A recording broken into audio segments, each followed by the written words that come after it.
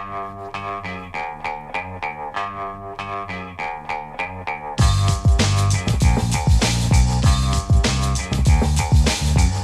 morning, New York City. It's the Brian Lehrer Show on WNYC. I'm Kusha Navidar. I'm filling in for Brian today.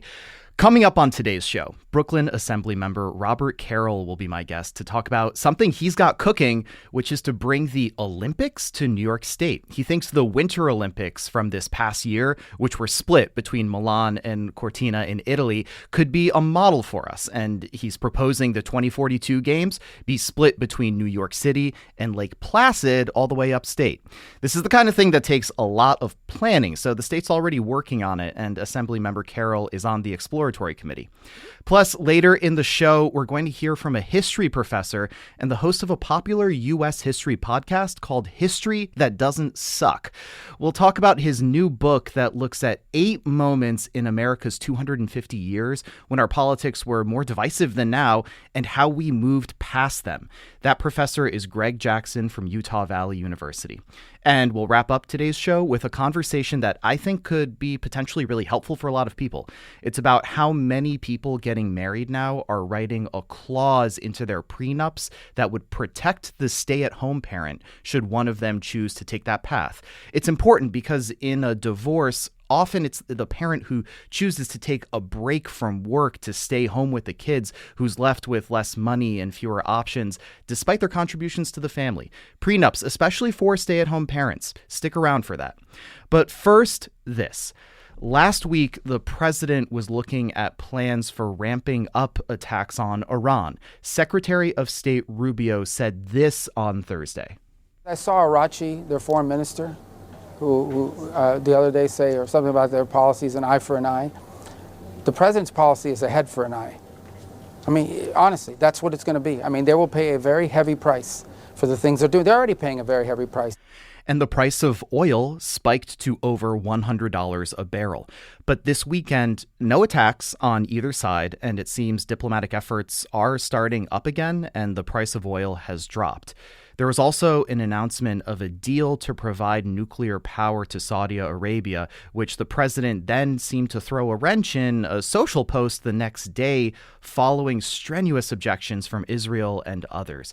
So for more on the status of the war, the deal with the Saudis, and Israeli President Netanyahu's visit to the White House this week, we're joined by Fred Kaplan, Slate's War Stories columnist, contributor to the British publication The Eye Paper, and the author of The Bomb, Presidents, Generals, and the Secret History of Nuclear War, and of the novel A Capital Calamity. Fred, welcome back to WNYC.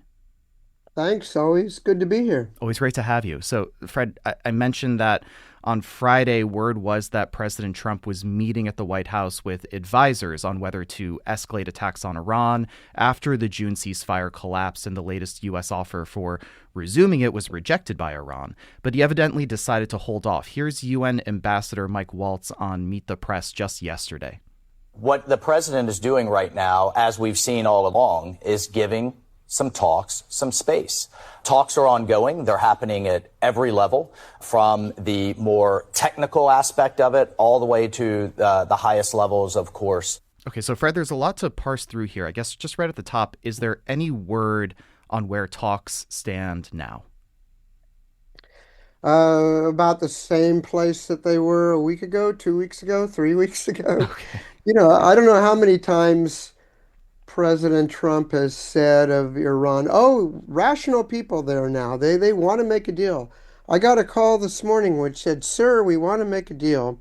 And it's not happened because, I mean, this is really, we are now involved in what back in Cold War days used to be called a half war. In other words, you would prepare for the major war, with the Soviet Union or whatever, and then you'd have enough left over for a small war. I mean, Vietnam was considered a small war when it began, too. Yeah. Didn't turn out that way. But the reason why Trump has not gone ahead with further attacks, well, there are 2 reasons. One, he's been told by his military advisors that Given that they've attacked more than 13,000 targets and it hasn't affected Iranian behavior in the slightest, there really aren't that many more targets to attack that stand any chance of affecting their behavior in the future. And second, those 13,000 attacks back starting in February, they depleted a lot of our major weapon systems, especially air defense systems, uh, to the point where if a major war did start right away, we would be in serious trouble. And Hmm. so why go to the trouble of resuming the war against Iran with quite possibly no impact except for further depleting our own arsenal? So that's why he's taking a break. And the Iranians know this, uh, and they see that they have the upper hand because of their control of the Strait of Hormuz, Hmm. which we cannot change just by attacking a half a dozen So, more military targets. so what I hear you saying is that the talks are in about the same place as they have been in the past couple weeks, and there's two Yeah, real main reasons why Trump is considering no further attacks. One, you mentioned there just aren't that many targets, and secondly, a lot of the resources for those attacks are being depleted. Actually, those 13,000 attacks. I'm yeah. wondering on the Iranian side. Do you know more about what was offered in the last ceasefire proposal and why the Iranians rejected it? Well, I mean, you might recall a few weeks ago there was something called a memorandum of understanding, Yeah. which at the time I called a memorandum of little understanding. There was 14 points, Hmm. and that was the basis for the ceasefire. But there were ambiguities in the wording of many of these. This was a document that was signed off on prematurely. If we really had people who knew how to negotiate, this would not have been signed. There were too many ambiguities in it. And one of the major ambiguities was over the status of the Strait of Hormuz, which, let's also recall, before this war started, was a free and open international body of water that, a quarter of the world's oil passed through. It's only after the war started that Iran closed it off, which they'd always had the option of doing or the ability to do. And so one of the leading ambiguities in this MOU was the status of the strait. Mm. At the most liberal, the most pro our side, it should be free for the next 60 days. And then who knows? But there was some wording that the Iranians took it to mean, no, we still have control of it. And when we tried to challenge that, they asserted themselves, and that was the end of the ceasefire. It wasn't a real ceasefire to begin with. You That's the said problem. control of the Strait of Hormuz is a stumbling block. Is it the main leverage of Iran right now? Right now, it's pretty much their own leverage, but Uh-huh. it's all they need. Their Uh, only leverage, you're saying? Well, let's say we destroyed. This is a number I'm making up. Okay. But let's say that we destroyed 90% of the boats and missiles and other things that Iran has to threaten boats and tankers and other carriers coming through the Strait of Hormuz. That still leaves them with enough to threaten some tankers and cargo ships. And even if it's just 10% of what they had before, that's enough to deter these shipping companies from coming into the strait. So they Mm. don't need very much to exert tremendous leverage over the entire global economy. Now, we can do some of these things. We can sweep for mines. We can attack the missiles that are on Iranian shores, but it's not going to get rid of the entire threat unless we were to invade Iran and occupy those areas. But that's going to take, I mean, really, tens, perhaps even more than 100,000 troops. Yeah. And that is something that I think Trump genuinely does not want to do, and that nobody in his camp wants to do. So we're kind of stuck. Mm. You had mentioned also, I want to go back to that idea of depleting resources in these attacks, because it's also been reported that the reason for President Trump's hesitation in attacking is a risk of running short of interceptors, to put a finer point on it, for defending against Iranian missiles. Where are those missiles being aimed, and are we running short because this conflict was not expected to go on this long? Well, before February, we had some of these uh, in bases in the Middle East, but most of them were in Europe and in Asia, South Korea. These are interceptors not against nuclear weapons, but against, short and middle range missiles. The Patriot missile system is the most of these. Mhm. We have redeployed some of these missiles from Europe and from Asia to Middle East to stop Iran. In other words, we're not only being, some of these missiles, it's a $400,000 missile to shoot down a $30,000 drone. Hmm. I mean, this is unsustainable. We can't keep this up. Uh, and it also tells the Europeans and the South Koreans, oh, how much does the United States really put on defending us?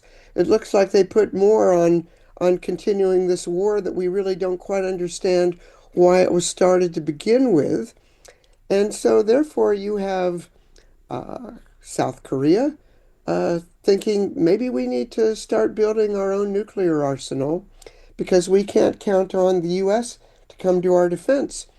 You're seeing France talking about expanding their nuclear arsenal so that it can provide an umbrella of security over other countries in Europe.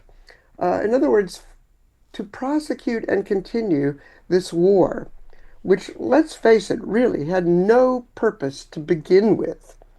Uh, we are not only throwing the global economy into a tailspin, but further weakening the Hmm. sense of reliability that weakening the sense that other countries feel they can rely on us for their own security. Yeah, I hear weakening. I also hear isolating when you talk about the Yeah. geopolitical ripple effects.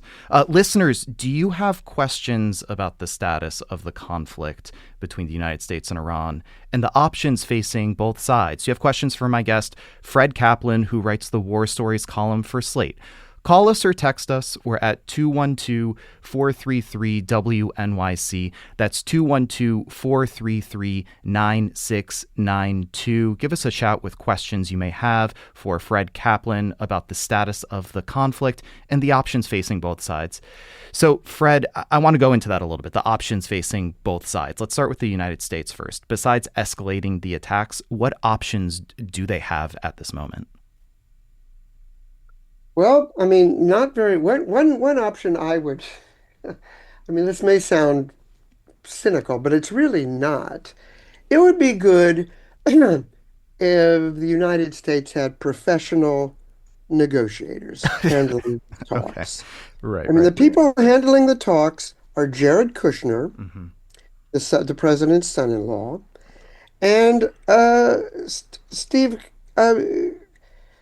this real fellow real estate buddy that Trump had got some notion that he's capable of negotiating with Russia, with the Middle East. These guys don't know what they're doing. Hmm.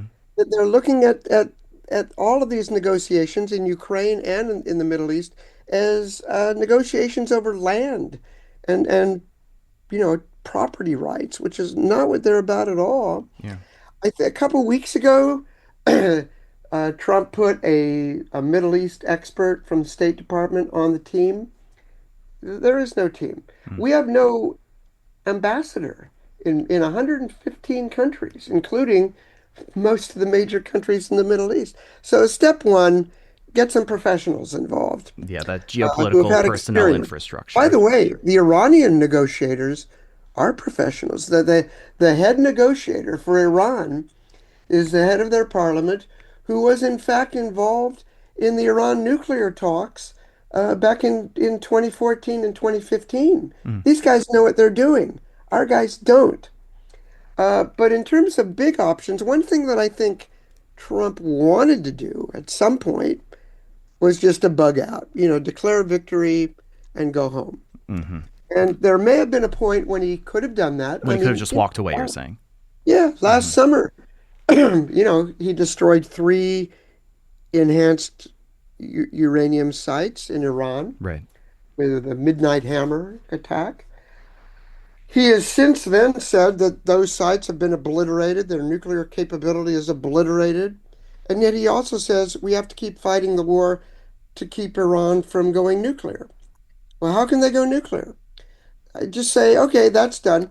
But the problem now is the Strait of Hormuz. And Iran is going to continue their leverage on that. And then, he says we don't need the oil from Strait of Hormuz.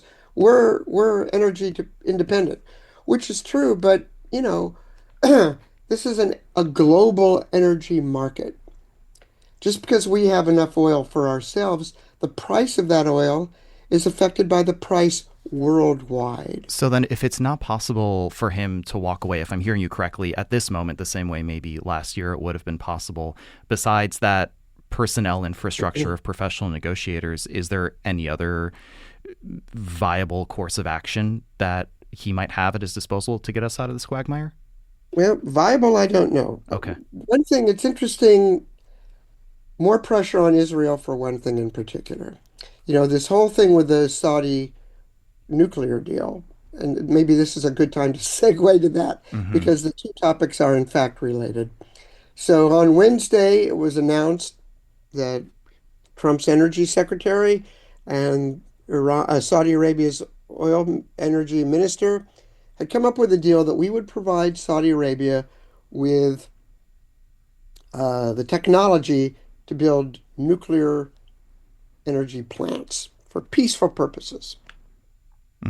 And then on Thursday, Trump said, "Oh no, all of this is hinges on Saudis recognizing, doing normal relations with Israel." Okay, the Saudis have said repeatedly they want to do this, and they want to do this mainly to get that nuclear deal, but they will not do that unless and until Israel recognizes a Palestinian state. Now, shortly after Hamas's October 2023 attack on Israel, the Saudis changed the terms of that condition. They demanded only that Israel resume talks with the Palestinians toward a Palestinian state, which had been going on for several years before Netanyahu just cut it off completely. Fred, let me pause you right there because this is a crucial part of the conversation. But before we get into it, and I want to get into it in a second, I think it might be helpful for listeners to talk about the Houthis in Yemen as well. Oh, okay. Because that's another... Yeah, because before the war, ships in the Middle East were under threat by the Houthis in Yemen, who are allied with Iran, and they hadn't really been involved in the conflict until recently. So before we get to the Saudi Arabia piece of it, which I agree is super important. No, it's fine. Can you just tell me a little bit about this other part of the involvement of the Houthis? What part are they playing? Well, the Houthis, it's just militia in Yemen, and it's unclear that they are proxies of Iran. They're supplied by Iran. Sometimes it looks like they're rogue. They're behaving by themselves. It's unclear. They've been out of this for a while. And then just as Trump resumed the blockade against Iran, and Iran started, which looked like it might open up the Strait of Hormuz again, the Houthis started attacking tankers going up the Red Sea. So the Houthis' ability. So if I'm hearing it right, and I think this is an important layer of context, the Houthis have the ability to disrupt shipping through the Red Sea, blocking Saudi oil. Is that a good capstone on that? That's right. Okay. Yes, and others as well, but particularly Saudi. Yeah. So and I'm not the best with geography, so help me out here. But I'm thinking about the Arabian Peninsula. Houthis people are on listening might want to call up a little map of the Middle East. side. Because we're thinking about like the Houthis are on one side of the Arabian Peninsula and the Iranians are on the other side of the Strait of Hormuz. And we have these two actors right there kind of making it very difficult for Saudi Arabia to transport oil, etc. Right. I mean, this is something that maybe we all should have thought about many years ago. And in fact, we did think about it to some degree. I mean, this is all one reason why we became energy independent. And that meant a lot of things. It meant more oil drilling, natural gas, fracking, some nuclear, solar and wind, which plays a much larger role than the president seems to think it does. It's because the passage of oil is so vulnerable. It goes through these extremely narrow straits halfway around the world where conflict is endemic, where political and religious conflicts have been going on for centuries. Let's become energy independent so that we don't have to be so dependent on the Saudis and Iran or whatever. That was one reason for that. And here we still are again. I mean, it's like that the only good line from The Godfather 3. They keep pulling me back in. Michael Corleone wanted to get out of the mafia, but they keep pulling me back in. That's a wonderful We've been reference. wanting to get out of the Middle East. We kept pulling us back in. Well, to talk about, I mean, Godfather 3, I'm thinking like historical references, no offense, but like historical references here, not to be too glib. The Red Sea and the Strait of Hormuz, both of these, we have what I think of as weaker combatants controlling, having leverage here. That, to my understanding, is called asymmetric war. I'm sure there are historical examples of asymmetric war. How have those conflicts ended in the past? Oh, boy. You've just suggested a couple of PhD dissertations, probably. Oh, my. Sorry. No, not for me. I already got mine years ago. But well, it's a good question, and they're ended generally look, all of the wars in the Middle East, symmetric or asymmetric, have ended by pressure from outside sources. All of the Arab-Israeli wars, even though at times maybe Israel was on the verge of winning, we called it off. Or during the Cold War, the Soviets put pressure on the Arab countries to call it off. Or, and this might be hard for some people who are a bit on the young side to believe, but the UN called it off. And the problem now is that, we don't have the outside pressure. We could. I mean, there have been moments when Trump has gone yelling at Netanyahu, and he has stopped doing something. Let's put it this way, so the Saudis, they would strike this deal on nuclear. Well, I mean, they want this nuclear deal. Israel says, or even the United States has said, Trump has now said, no deal unless you do full diplomatic relations with Israel. Saudis say, well, Israel has to resume talks toward a Palestinian state. Netanyahu has said, no, I don't want a Palestinian state. It's the last thing I want, so no point having any talks. And so it's come to an end. What would be wrong with having Israel just hold talks? They held talks for years going nowhere. Just do that again. Get a deal to have. I mean, it's to have full diplomatic relations with Saudi Arabia, the largest not only Arab country, but one of the largest Muslim countries in the world, would be a huge benefit toward Israel. And we're going to get more into that. Much more so than, the political risks domestically. And that's where I want to go. Sorry to interject here, but that's where I want to go right after the break. We're also going to take in some calls and some texts, which I see coming in. We're talking with Fred Kaplan about the latest on U.S.-Iran conflict and a recent deal, not deal, I suppose you could say, with Saudi Arabia and nuclear energy. It's the Brian Lehrer Show. I'm Kusha Navidar. Stay with us.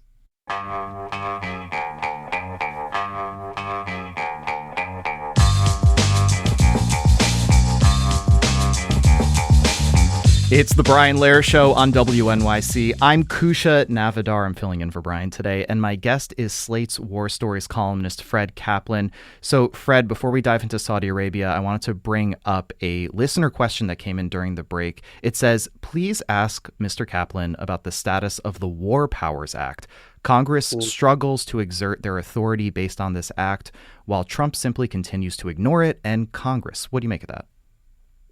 Well, here's the thing to keep in mind about the War Powers Act. It was passed in the 70s, toward the end of the Vietnam War, in the wake of Watergate. It was so overwhelmingly passed that Nixon vetoed it, and the Senate mustered the two-thirds majority to override his veto. And for the next couple of years, the Congress did exert the War Powers Act. Funding rebels in Angola, funding aid to, the Nicaragua. But then after that, at some point, Congress simply didn't want the responsibility. And so the presidents have complied with one part of the War Powers Act, which is to notify Congress if they're in a war for longer than a certain number of days, giving Congress the power to defund it, but they never have. There was one time, you might remember, when Obama was thinking about attacking Syria because Assad was using chemical weapons against his own people, and Obama had drawn this red line that we would punish them for doing so. And he gave a TV address, and he made the case for doing something. And then he said, but this is too great a power for me to do alone, so I'm asking for congressional approval to do this. And they didn't even vote on the measure. And then they blamed him for doing nothing. They don't want to take the responsibility. This is both parties. They don't want to say formally yes, so they get blamed if things go bad, and they don't want the responsibility to say no if things get worse. The whole place falls apart, Yeah. and they get blamed for doing that. Yeah. So that's they don't want the power that they've given themselves. So let's dive into some of what we were talking about before that I promised about before the break. So last week, there was some confusion over an agreement signed by the U.S. Secretary of Energy with the Saudis to supply them with nuclear energy technology. But then came President Trump's Truth Social post the next day, walking it back. And Fred, you wrote a column for Slate. Actually, you wrote two columns for Slate on this. One the day it was signed and one after it was not such a done deal. What was the original deal? And then I want to bring in a caller to ask you a question about it. Well, the original deal, and the Saudis have been wanting this for years, was we have these arrangements with about 26 other countries where we provide them the technology to build peaceful nuclear energy. And there are usually go with this provisions, some of them under the Nuclear Non-Proliferation Treaty, which allows international inspectors to come look at the reactor and to verify that they're not, enriching uranium to the point where it could be turned into a weapon very quickly. The Saudis have not signed that. They signed the Nuclear Non-Proliferation Treaty, but not something called the Additional Protocol, which allows for on-site inspections. So they were going to get this technology without any safeguards, really, and without having to do anything else in return. And then Trump says, oh, well, no, this always hinged on their signing the Abraham Accords, which normalizing relations with Israel. And the Saudis have always made that conditional on Israel holding talks toward a Palestinian state, which Netanyahu, and now, in fact, most Israelis refuse to do. And so it's probably going nowhere. Let's bring in Aaron from Brooklyn, who has a question for you. Hi, Aaron. Welcome to the show. Good morning. Good morning. I have a question for Mr. Kaplan. Previously, Saudis were fighting Houthis, and they bombed their oil fields. Now, if we build them a nuclear station, even though it's low-grade uranium, they can blackmail Saudis again only this time it's going to be a nuclear station. Why would they need a nuclear station? Aaron, thank you so much. Go ahead, Fred. Thank you. Yeah, this is a good question. You'd think, well, Saudi Arabia, they have all this oil. What do they need a nuclear plant for except maybe to someday convert it to military use? Well, two answers to that. One thing about the Crown Prince is that he's a horrible guy in some respects, but he has put in place a lot of reforms. And one reform he wants to put in place is to move away from oil, to diversify the economy. And one way to do this would be to have nuclear energy as well. On the other hand, he has said explicitly, if Iran makes a nuclear weapon, we will make one too. And there would be reasons why any country in the Middle East might want to have nuclear weapons just as a deterrent or as leverage in a conventional conflict. So by having the technology there and developed where it could then be converted to military use, it might take some time, but not as much time. Yeah, which is why, listen, under the Biden administration, it's very interesting. They were trying to negotiate a deal giving the Saudis nuclear technology, but in exchange, the Saudis would have to normalize relations with Israel. And it fell apart because of that element, right? Well, no, it almost happened because at that point, it was kind of becoming clear that the whole Arab-Israeli thing was a bit of a ruse. The big conflict in the country was Shiite versus Sunni. In other words, Saudi and other countries against Iran. Israel was helping in that. And the Saudis and the Israelis were about to sign a deal, but then, like the day before this was going to happen, was when Hamas attacked Israel. And one reason they did this, as some Hamas leaders said at the time, was to put the Palestinian issue back on the table. They were fearing that the major Sunni countries were about to just throw the Palestinians under the bus. They didn't really care about the Palestinians. Now the Palestinians were getting in the way of a security deal with Israel, which could help them against Iran. But having done this, having put it on the table, and with Saudi royal family seeing that mass elements, that militias were being risen up out of domestic. Hey, Fred, you there? I think Fred might have dropped the line. Let's see if we can get him back on the phone. This is WNYC. I'm Kusha Navidar, filling in for Brian Lehrer today on The Brian Lehrer Show. My guest who we were just talking to was Slate's War Stories columnist Fred Kaplan. We were talking about the latest on Israel and Iran relations, and we were getting into the most recent deal that has seemed to be kind of in limbo right now with Trump and Saudi Arabia getting access to nuclear energy. We were also talking about some callers on why Saudi Arabia might want this nuclear energy. I'm hearing that Fred is on the line. I can't hear him though, so that might be a board issue. Oh, there you are, Fred. Hey, nice to hear you again. I think that you were there. Listeners, I don't know if you could hear Fred. I couldn't for a second, so sorry to butt in there.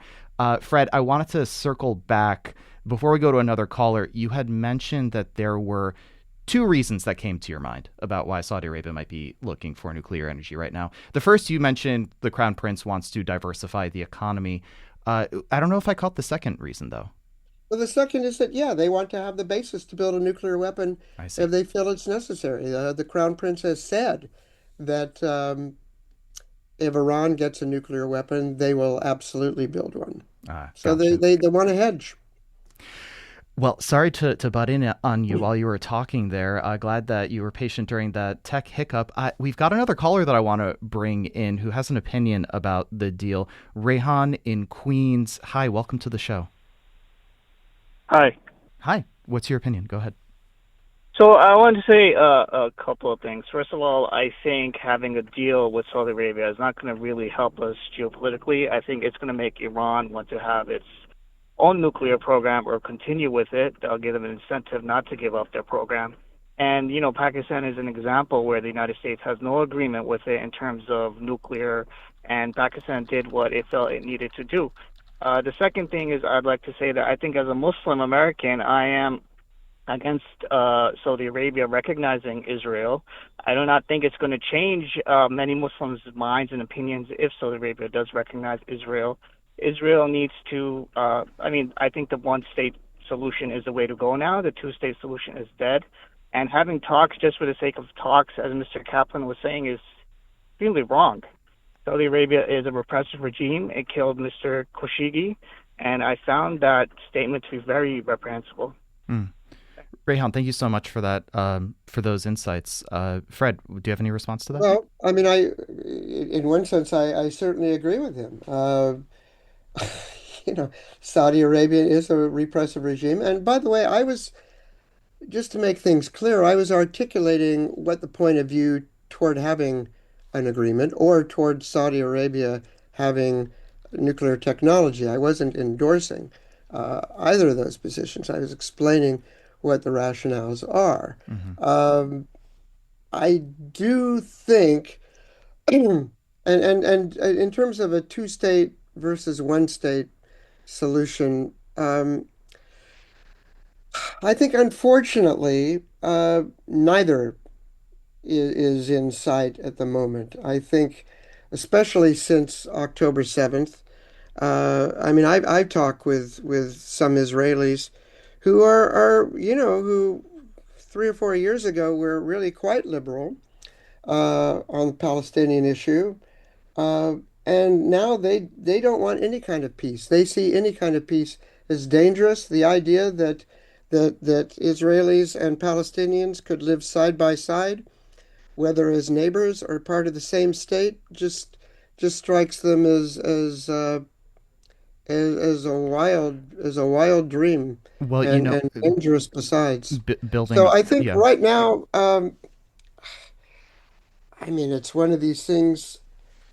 Some people say the one liberal misconception is that there's a solution to every problem.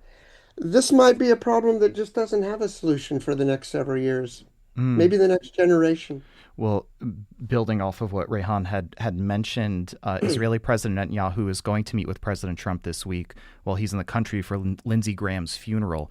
Your first column I'm thinking about on the Saudi deal before the Social Post, you titled it, "Trump's Saudi Nuclear Pact is the latest sign that Israel's U.S. support is tanking." I'm wondering, does the walk back by the president change that assessment for you? Yeah, it does. If he was going to sign a nuclear deal with Iran, that would give Iran the one thing that they have most wanted from the United States for years, and then asking nothing in return from the Saudis, that tells anybody looking at Middle Eastern politics that the main ally has shifted. But then he walked it back and said, no, they have to recognize Israel too. So who knows? Look, the thing. And this is the real sorry shape we're in. Everybody now, friend, foe, leaders in between, have come to the conclusion that you cannot take seriously anything that the President of the United States says or does, whether it's saying he's going to attack or have a peace treaty or impose tariffs or not impose tariffs.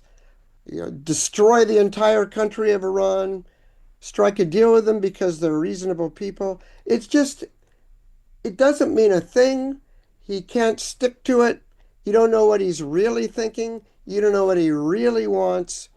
I think what Netanyahu wants to do is just re-solidify the kind of arrangement that we had with him before, where basically Trump will do whatever Netanyahu asks him to do. And I think maybe Trump has decided that that's not the best option anymore, but who knows? We are the most powerful country in the world on the one hand, and yet we're led by somebody who doesn't know what he wants or how to get it, and also by a military that is facing in the course of going to war against a third-rate power, has depleted half of its most advanced weapons to shoot down short and medium range ballistic missiles. Clearly there's so many pieces trying to fit together here. And I hear what you're saying about the sorry state we're in, let alone not being able to even bank on things that the President of the United States says from one day to the next. There's so many pieces of this to sort through, but we'll have to leave it there for now with Fred Kaplan, Slate's War Stories columnist, contributor to the British publication The Eye Paper, and the author of The Bomb, Presidents, Generals, and the Secret History of Nuclear War, and of the novel A Capital Calamity. Fred, thanks so much for going into so many different pieces of what's going on right now. We really appreciate it. Sure, anytime. Thank you. WNYC's journalism and storytelling is heard by millions of passionate listeners. Sponsors of our programming gain our listeners' attention and their respect. Learn about how your organization can support WNYC and WNYC Studios at sponsorship.wnyc.org.